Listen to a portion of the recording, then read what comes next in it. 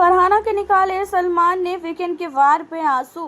फरहाना फूट फूट के रोई सलमान की बातों पे। फरहाना को पड़ा काफ़ी भारी नीलम को 2 कौड़ी कहना। आप लोगों को तो पता ही है कि नीलम को जो है फरहाना ने 2 कौड़ी की लड़की बोली थी, और उसके बाद जो हमारी घर की सबसे एजेड कुनिका मैडम है उनको भी जो है इसने 2 कौड़ी की औरत बोला था।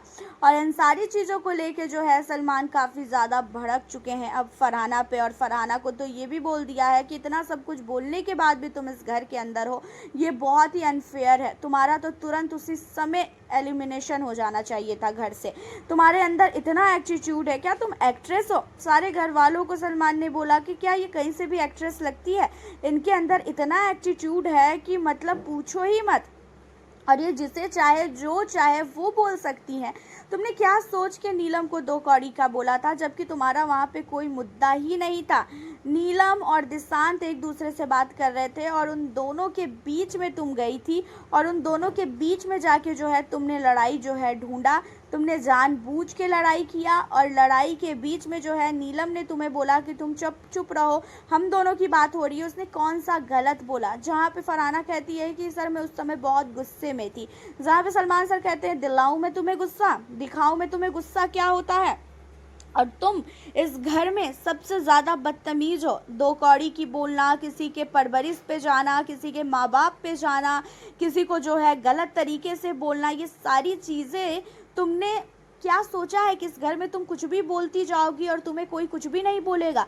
वैसे भी देखा जाए तो फरहाना को जब से सीक्रेट रूम में रखा गया उसके बाद से ये समझ चुकी है कि ये बिग बॉस की रानी है, और ये जो भी बोलेगी बिग बॉस के मेकर्स जो है इन्हें बोलने देंगे, और इनकी बातों पे जो है कोई भी दखल अंदाजी जो है नहीं किया जाएगा। लेकिन भाई इसे क्या ही पता कि भाई ये बिग बॉस का शो है और हर एक वीकेंड पे जो है क्लास लगती है। और इसने मृदुल के लिए भी बोला था कि मृदुल चाहता है कि वो नटालिया के बेड पे जाके सोए। इन सारी चीज़ों पे क्लास लगी है।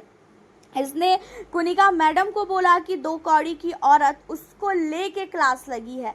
साथ ही इसने वासीर अली को गंदी गंदी गालियाँ दी थी घर पे आने के बाद, उसके जो है परवरिश की बातें की थी, उस पर क्लास लगी है। अभिषेक बजाज के ऊपर इसने गलत आरोप लगाया और कह रही है कि सज़ा मिलनी चाहिए, उस पर क्लास लगी है कि अभिषेक ने तुम्हें जो है गोद में उठाया तो तुम इतना ज़्यादा जो है बुराई का पहाड़ बनाई, और जब तुम्हें वासिर अली ने गले लगाया था तब तुमने कुछ भी नहीं बोला। क्या वासिर ने तुमसे परमिशन ली थी? इतना एटीट्यूड अच्छा नहीं होता है। और रही बात गुस्से की ना, तो सबको यहाँ गुस्सा आता है।